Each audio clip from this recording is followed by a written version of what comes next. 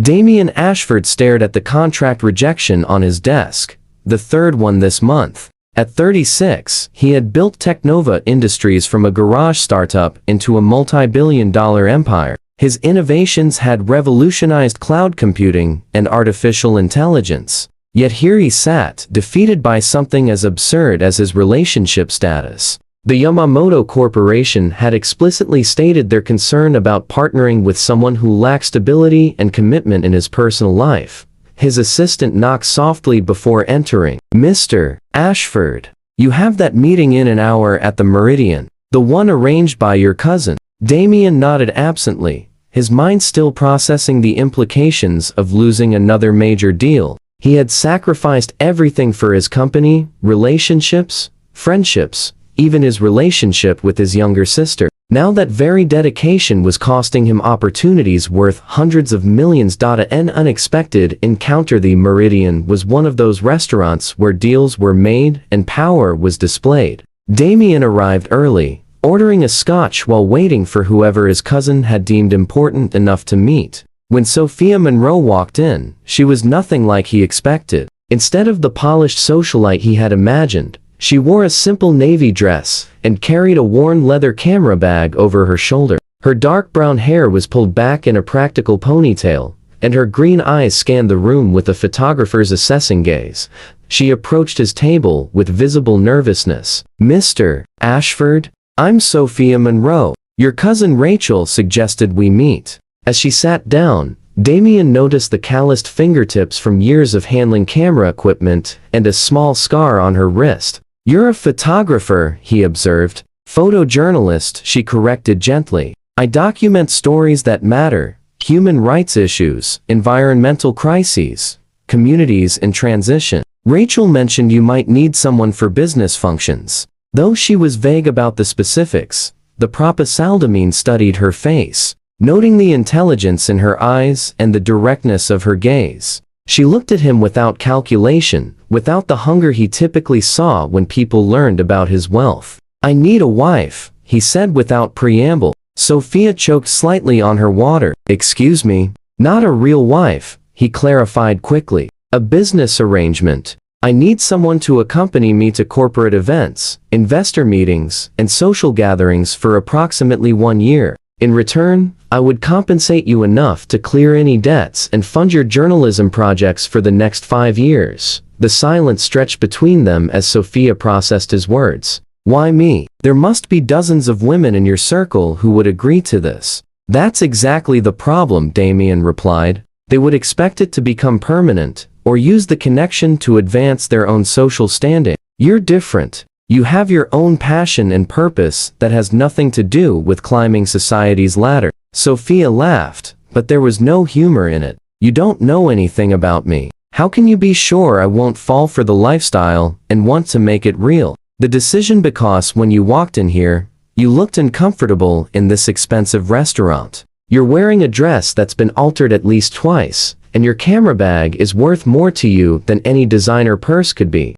And because you're arguing with me instead of immediately accepting what is objectively a very generous financial offer." Sophia was quiet for a long moment, stirring her coffee thoughtfully. "What would this arrangement entail exactly?" "You would move into the guest wing of my estate with complete privacy. We would attend business dinners, tech conferences, and social events together. To the outside world, we would appear to be a happily married couple. In private, you would be free to pursue your journalism work and live your life as you choose. And the marriage itself would be strictly professional. No physical expectations," Damien assured her firmly. "This is purely a business transaction." Sophia studied him with those perceptive eyes. "Can I ask you something? Don't you want real love someday? Get married for the right reasons?" Damien's expression hardened slightly. "I watched my parents destroy themselves with love. My mother stayed in a toxic marriage because of it. My father used it as a weapon to manipulate everyone around him.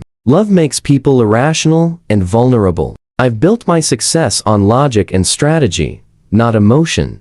"The agreement that's incredibly sad," Sophia said softly. "Love isn't supposed to be a weapon. Real love is about partnership, trust, and growth." After she left, Damien sat alone wondering why her words had affected him so deeply. He had built walls around his heart years ago, yet something about Sophia Monroe had stirred feelings he thought he had successfully eliminated. Meanwhile, Sophia walked through the city streets, her camera forgotten for once. The offer was tempting beyond measure. She had been drowning in debt since her mother's illness and subsequent death. The medical bills had consumed her savings and forced her to take assignments she hated just to make rent. His proposal would give her freedom to focus on the stories that mattered, to make a real difference through her work. But there was something about Damien Ashford that unsettled her. Not in a threatening way, but in a way that suggested this arrangement might not remain as simple and emotionless as he believed. She had seen loneliness in his eyes, hidden beneath the confident businessman exterior. She recognized it because she carried the same loneliness herself after losing her mother and watching her dreams slip away. 3 days later, Sophia called his office and agreed to meet him that evening. When she arrived at his lakeside estate, she was stunned by its beauty. The modern architecture blended seamlessly with nature, all glass walls and natural wood. The space was elegant but felt empty, like a showroom rather than a home where someone actually lived. Damien gave her a tour of the guest wing that would be hers. She was touched to see he had already set up a small darkroom for film development and had stocked it with professional-grade equipment. "You did all this before I agreed?" she asked. "I was confident you would make the logical choice," he replied, with a slight smile that softened his usually stern features. As they sat down to review the contract his lawyers had prepared, Sophia couldn't shake the feeling that they were both making a choice that would change them in ways neither could predict. "There's one thing I need to add to this agreement," she said firmly. "What's that?" "If either of us starts developing real feelings, we need to be honest about it immediately. This only works if we maintain transparency. If the boundaries start shifting, we need to acknowledge it." Damien nodded, though something flickered in his expression. "Agreed. Anything else?" "Just one more thing. I want to understand your world and the people in it. If I'm going to help convince everyone we're happily married, I need to know who we're convincing and why. That means you have to trust me enough to let me in at least a little bit.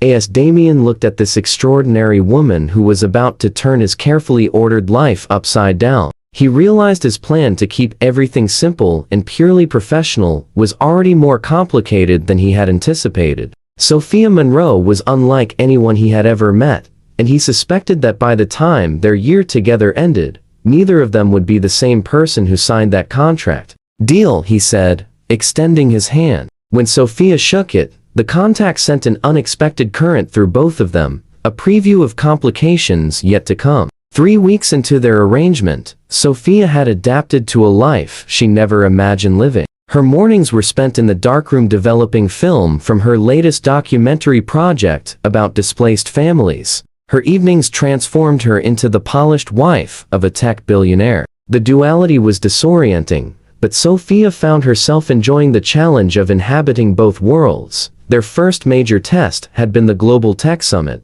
a 3-day conference where Damien was keynote speaker. Sophia had spent days preparing, researching attendees, learning about Technova's competitors, and studying the nuances of corporate politics. When the evening arrived, she felt nervous but determined to play her part convincingly. "Remember," Damien had told her in the car, "we've been married for 8 months. We met at a charity auction where I was bidding on a photography collection. You were there covering the event for a magazine. I was struck by your passion for storytelling and your complete disinterest in my wealth." Sophia had smiled, adding to their fictional history, "And I initially refused your dinner invitation because I thought you were just another tech mogul looking for arm candy. But you proved me wrong by funding a water purification project in the community I was documenting."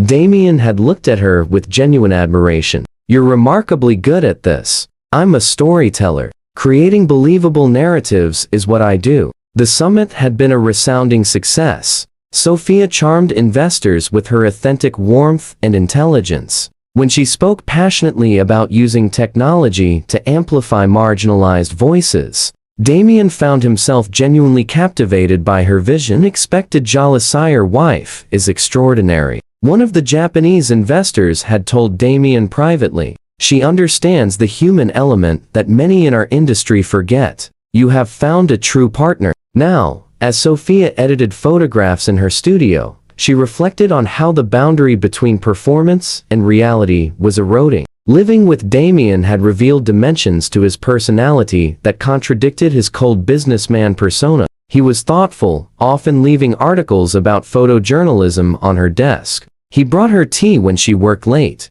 He asked intelligent questions about her projects and seemed genuinely interested in her perspective. "How is the documentary project progressing?" Damien's voice interrupted her concentration as he entered her workspace. Sophia stepped back to show him the series of black and white portraits she had been working on. "It's coming together. These families have such powerful stories about resilience and hope despite losing everything." Damien moved closer to examine the photographs, and Sophia became acutely aware of his proximity. Over the past weeks, she had grown comfortable with his presence, but moments like this, when the careful distance they maintained felt increasingly artificial. "These are exceptional," he said quietly. "You have a gift for capturing humanity in its most vulnerable moments." "Thank you. That means a great deal coming from you." Their eyes met, and for a heartbeat, the pretense disappeared entirely. Damien reached out as if to touch her face, then caught himself and stepped back. "We have the Innovation Awards tomorrow night," he said, his voice returning to a more formal tone. "It's important to me personally, not just professionally. I know you've been working on your acceptance speech for days." The ghost of the past. The Innovation Awards ceremony was held at the Grand Lexington Hotel, a glittering affair attended by the most influential people in the technology sector. Sophia wore an emerald green gown that complemented her eyes, and when Damien saw her, something shifted in his expression. "You look stunning," he said, his voice carrying an edge of emotion that felt entirely real. "Thank you. You're not so bad yourself," she replied, admiring how the tailored tuxedo emphasized his athletic build.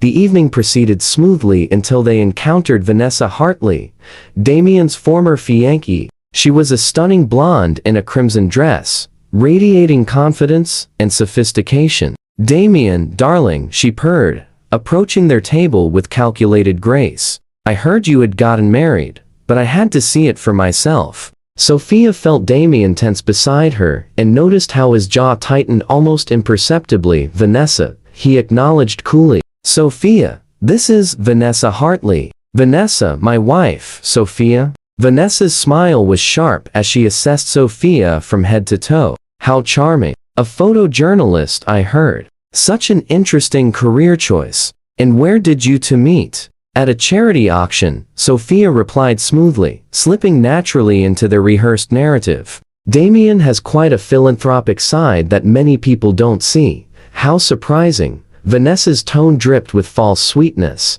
"In all the time we were together, he never showed much interest in charity work. He was always too focused on building his empire." "People evolve when they meet someone who inspires them to be better," Sophia said firmly, placing her hand on Damien's arm in a gesture that felt protective. "That's one of the most beautiful things about genuine connection, don't you think?" The storm within. After Vanessa departed, Sophia noticed Damien had withdrawn into himself. "Ex-fiancée?" she asked gently once they were alone. "For 2 years. She was brilliant, ambitious, and we made sense on paper, until I discovered she was leaking proprietary information to our biggest competitor. She wanted to start her own company using my research and thought our relationship would protect her from consequences. I'm sorry. That must have been devastating." Damien looked at her with surprise. "You're not going to tell me I dodged a bullet, or that I'm better off. You already know that.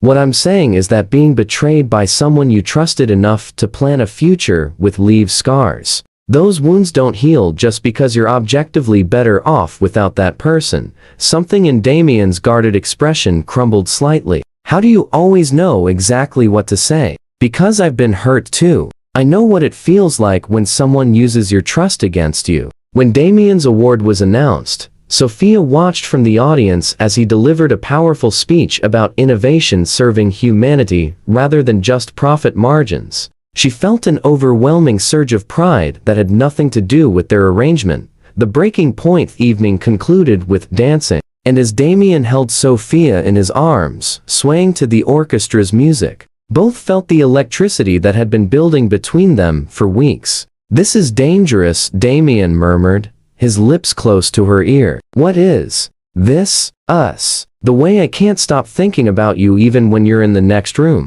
The way every smile you give someone else makes me irrationally jealous. The way this fake marriage is starting to feel like the most real thing in my life." Sophia's breath caught. "Damien, we agreed to be honest if our feelings changed. Are yours changing?" Instead of answering with words, Damien pulled her closer, his hand pressing against the small of her back. They continued dancing, but the air between them crackled with unspoken desire and growing emotional intimacy. When they returned home that night, they stood in the foyer, neither wanting to retreat to their separate wings. "Sophia," Damien said, his voice rough with emotion, "I need you to know something." "What?" "When Vanessa showed up tonight, the only thing I could think about was how grateful I am that she's in my past. Because if she hadn't betrayed me, I never would have created this arrangement. I never would have met you." Sophia stepped closer, close enough to feel the warmth radiating from his body. "And how do you feel about meeting me?" "Terrified," he admitted. "Because you make me want things I swore I would never want again. You make me believe in possibilities I had written off as foolish fantasies." When he kissed her this time, it was nothing like the chaste kisses they had exchanged for public appearances. This kiss was hungry, desperate, full of weeks of suppressed attraction and deepening emotional connection. Sophia's hands gripped his jacket, pulling him closer as their mouths moved together with perfect synchronicity. When they finally broke apart, both were breathing heavily. "We can't," Damien said, though his actions contradicted his words as he traced the curve of her jaw. "Why not?" "Because this is exactly what I was trying to avoid. Complications that could destroy everything we've built. What if they don't destroy everything? What if they make it better? What if we're both brave enough to see where this leads?" Damien looked at her for a long moment, seeing not just the woman he had hired to play a role, but the person who had somehow become essential to his happiness in just a few short weeks. "Tomorrow, we need to talk about this seriously, but tonight, I don't want to pretend anymore." They stood there in the dim foyer, holding each other, both knowing their arrangement had just transformed into something infinitely more precious and far more complicated than either had anticipated. Sophia woke to find sunlight streaming through her windows, and a note slipped under her door. It was in Damien's precise handwriting. "Meet me on the terrace at 9. We need to talk. Don't worry, it's a good conversation." She smiled at his attempt to reassure her, feeling butterflies in her stomach that had nothing to do with nervousness and everything to do with anticipation. When she joined him on the terrace overlooking the lake, he had prepared breakfast himself, something she had never seen him do. "You cook?" she asked with surprise. "I have many hidden talents," he replied with a smile that transformed his usually serious face.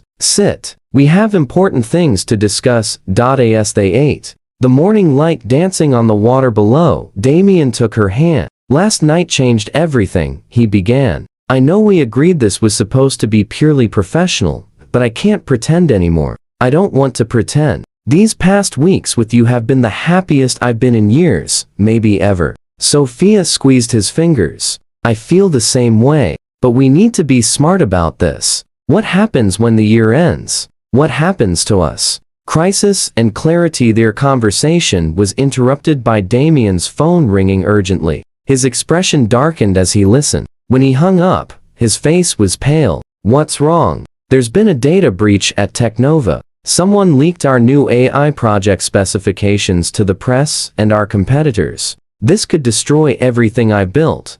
The next 72 hours were a blur of crisis management. Sophia watched Damien work tirelessly, coordinating with his legal team, technology experts, and public relations specialists. But she noticed something troubling. The investigation kept pointing towards someone with intimate access to Damien's personal files. Someone who knew his security protocols. On the third night, unable to sleep, Sophia wandered into Damien's home office, where he sat surrounded by documents and computer screens. "You need rest," she said gently. "I can't rest while my company bleeds," he replied, his voice exhausted. Everything I've worked for is falling apart. Sophia studied the papers scattered across his desk, her photojournalist's eye-catching details others might miss. Damien, who has access to your home security system? Only myself, my head of security, and Vanessa. He stopped, realization dawning. I never changed the codes after we ended our engagement.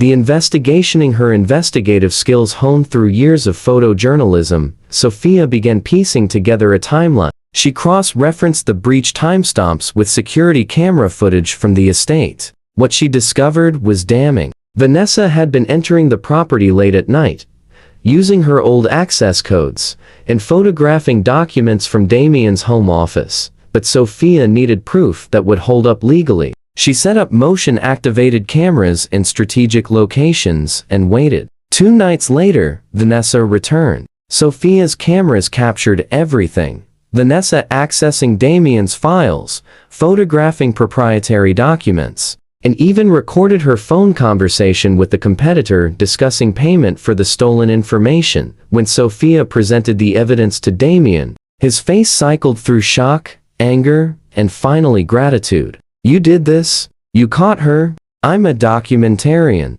I know how to capture truth. Damien pulled her into his arms, holding her tightly. You saved my company. You saved everything. That's what partners do. They protect each other. The truth revealed with Sophia's evidence. Damien's legal team moved swiftly. Vanessa was arrested, and the competitors who had purchased the stolen information faced serious legal consequences. The crisis that had threatened to destroy Teknova instead became a story of resilience and recovery, with Sophia's role carefully kept private at her insistence.